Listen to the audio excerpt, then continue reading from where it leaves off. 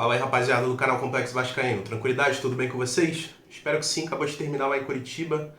Curitiba 1, Vasco 1. Mais um jogo aí que podemos dizer que foi uma roda gigante. Só que nessa roda gigante de hoje, cara, a gente esteve embaixo na grande parte do jogo. Ali no final a gente teve uma luz de um ponto onde vem faltando muito no Vasco, que é o banco. O banco nunca demonstrou nada, nunca ajudou em nada.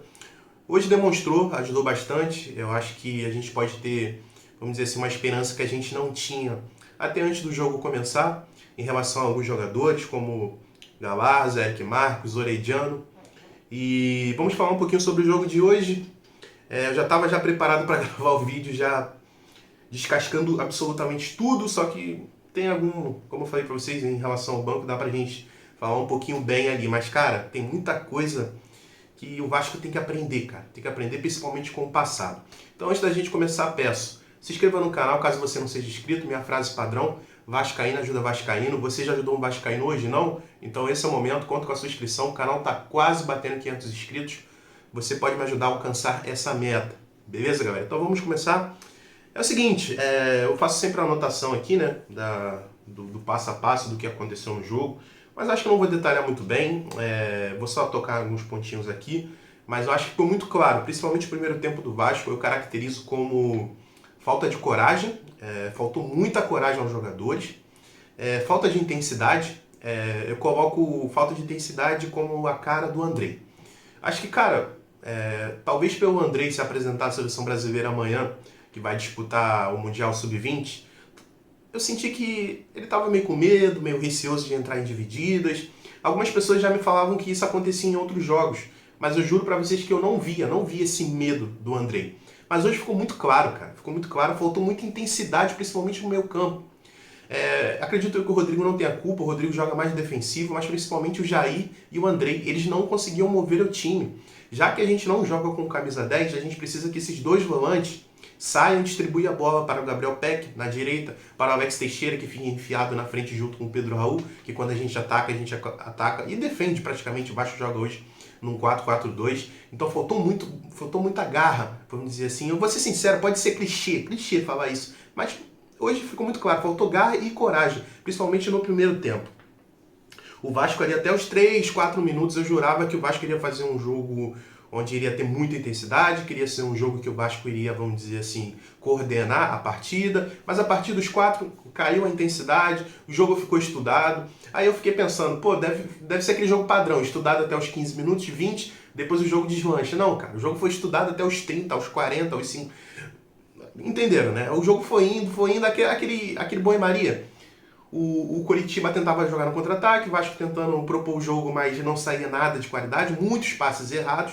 Inclusive hoje, eu acho que isso está ficando claro até para os nossos adversários, que jogar contra o Vasco recuado, mesmo jogando em casa, é um bom, vamos dizer assim, é um bom negócio. O Vasco não sabe propor o jogo, então o time ali mantém banho-maria. Quando vê que o time do Vasco está nervoso porque não consegue criar jogadas de ataque, eles vão lá e cravam. Foi basicamente o que aconteceu hoje. Então o técnico deles, o Zago, né, se eu não me engano, o nome dele, propôs isso. Mesmo o Coritiba jogando em casa, mesmo com o Coritiba com 10 jogos sem vencer, ele propôs esse jogo. Esperou o Vasco, e o Vasco ali, ó, não conseguia propor, não conseguia acertar passe, muitos passes errados.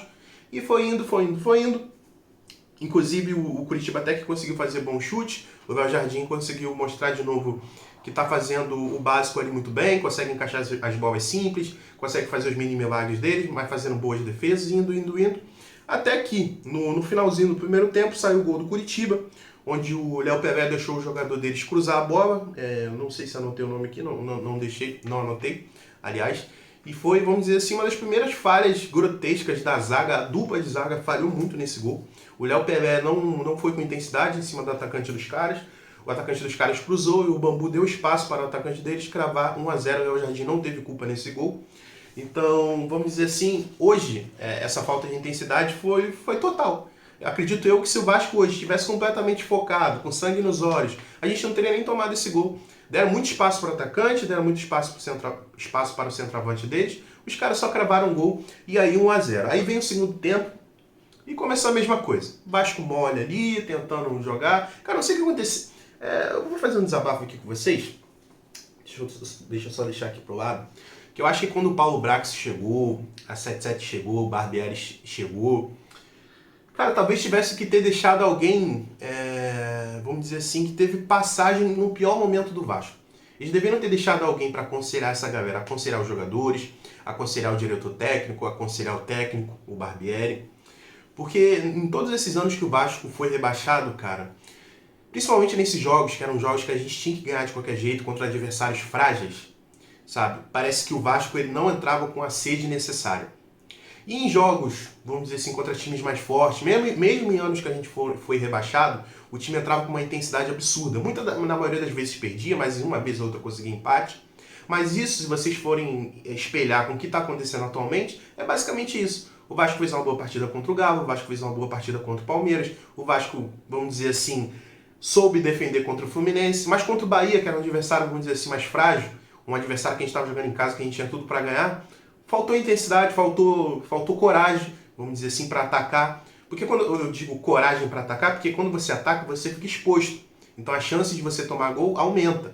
Mas faz parte do futebol. O futebol você tem que ter coragem, sabe? Então faltou isso contra o Bahia. Hoje contra o Curitiba estava faltando até a entrada dos 3 jogadores, que eu já vou falar sobre eles. Então alguém do passado que viveu toda essa desgraça, que infelizmente está tatuado na nossa história, deveria estar ali, sabe, no dia a dia com os jogadores e falar: são esses jogos que vão trazer coisas boas pra gente. São esses jogos que talvez podem salvar a gente de uma zona de rebaixamento. São esses jogos que talvez podem dar pra gente uma vaga na Sul-Americana. São esses jogos que podem dar pra gente uma vaga na Libertadores, sabe? Não deixar pra jogar contra times, vamos dizer assim, top. Não, contra qualquer time, cara. E principalmente contra esses. Tem que entrar com vontade, tem que entrar com coragem. Ah, se perder, eu tenho certeza que se perder, mas propondo, atacando, o torcedor vai entender. O torcedor vai entender, pô, o time é igual eu hoje assistindo uma matéria, o Cruzeiro perdeu para o Fluminense ontem. Na saída do Mineirão, todos os torcedores do Cruzeiro, pô, o time perdeu, mas o time foi corajoso contra o Fluminense, sabe? E quando eu digo coragem, não é sair de qualquer jeito, não, mas propor, entendeu? Os laterais terem mais liberdade para sair, não ficar preso igual hoje ficou, sabe? Esperando o Curitiba, esperando até quando? Sendo que a tática do Curitiba hoje foi esperar o Vasco sair. Então ia ficar isso, um time de um lado, um time de outro. E era isso que estava acontecendo, a bola ficava ali no meio campo, os nossos volantes ali, vamos dizer, hoje sem vontade nenhuma, sem intensidade nenhuma, Andrei Santos em cabeça, que vá para a Copa do Mundo, que vá para o Chelsea, valeu, falou. Valeu, falou. Que daqui, sei lá, 10 anos, quando ele já não tiver enjoado da carreira dele lá na Europa, ele volte e jogue com intensidade, porque hoje faltou muito isso nele. Beleza aí, beleza, o jogo foi passando, quase a gente tomando o segundo gol. Aí o Barbieri faz substituições, entrou o Galarza, entrou o Figueiredo, e aí já começou a mostrar mais... Isso no começo do segundo tempo, aliás, eu até esqueci de comentar. A partir daí, o Vasco foi, vamos dizer assim, tendo mais intensidade, talvez pela garra desses jogadores que vieram do banco. São jogadores que não são titulares, jogadores que querem mostrar seu futebol. E o Galarza, cara, eu acho ele meio estabanado, mas vontade em nenhum jogo falta nele. Em nenhum jogo. Ele ia, volta. O que o Barbieri fez? O Barbieri puxou o Jair jogou mais recuado como o Rodrigo, fez a função do Rodrigo, e liberou mais o Galarza com muita intensidade, o Figueiredo tentando também, até que ele entra com o Orediano e entra com o Eric Marcos. A partir daí o jogo se transformou.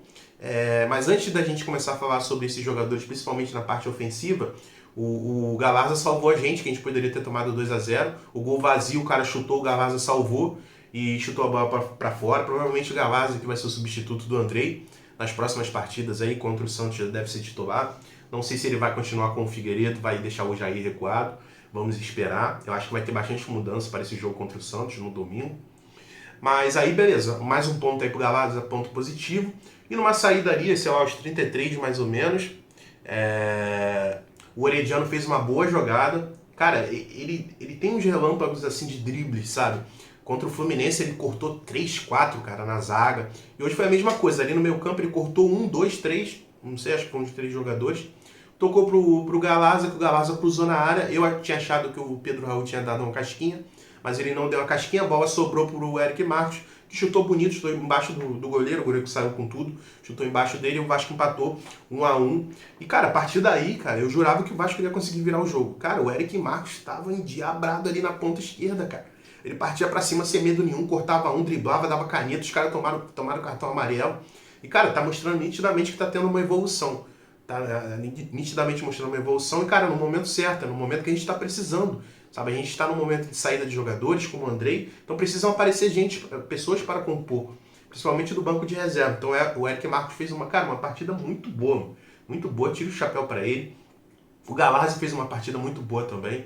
Eu não digo que o Orediano fez uma partida muito boa, para mim o Orediano fez uma partida boa, que, cara, na parte defensiva ele peca. Ele é todo estabanado, dá carrinho, quebra, não sei como é que ele não tomou cartão amarelo hoje.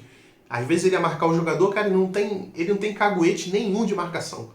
Nenhum. Então, cara, é aquilo que a gente já vem falando. O Barbieri tem que encontrar um jeito de alguém cobrir o Orediano.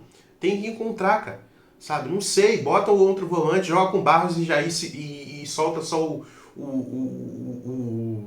e solta só o Galarza e deixa o Barros só ali nas costas do Orediano, em partidas que o Orediano tiver que entrar no segundo tempo, sabe? Porque ele não sabe marcar, mas no drible curto dele é muito bom. Então ele é um jogador que ele tem que ficar na ponta direita apenas. Ele tem que esperar a bola ali no meio campo e partir com ela. Ele não pode pegar a bola atrás, cara. Não adianta. Não pode, cara. Então, cara, esse jogo foi basicamente isso. Eu acho que o Vasco começou perdendo muito por falta de intensidade, falta de coragem. No segundo tempo, com a entrada dos jogadores, a gente sentiu uma diferença, foi muito nítida. Principalmente o Eric Marcos, fez uma partida muito boa. O Figueiredo ainda não mostrou porque veio nessa Série A, mas não faltou vontade também. Eu garanto que fez uma partida muito melhor do que o Andrei, isso eu tenho certeza.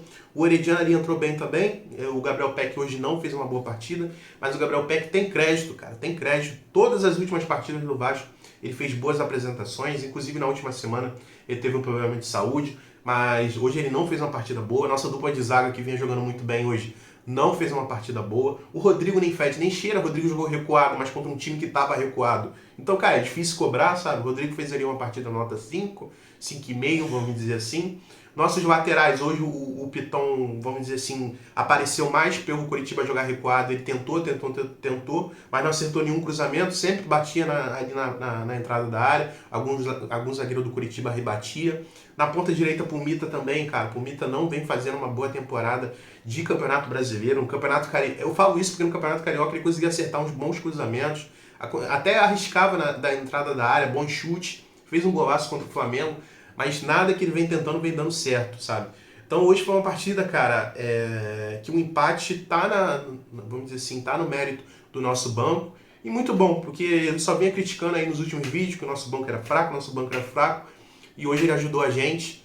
E, cara, tô com uma sensação estranha, não sei o que dizer. A sensação é que, cara, dava pra ganhar, mas não pelo que o Vasco fez, mas pelo adversário que a gente estava enfrentando. Para mim o Coritiba já está na segunda divisão, já caiu, o time deles é horrível, simplesmente horroroso. 11 jogos sem vencer na temporada, cara. Se pegar todos os jogos aí, estadual, Copa do Brasil, são 11 jogos que o Coritiba não vence, cara. Então, pô, o Vasco não pode deixar esses pontos passarem, cara. Não pode de jeito nenhum.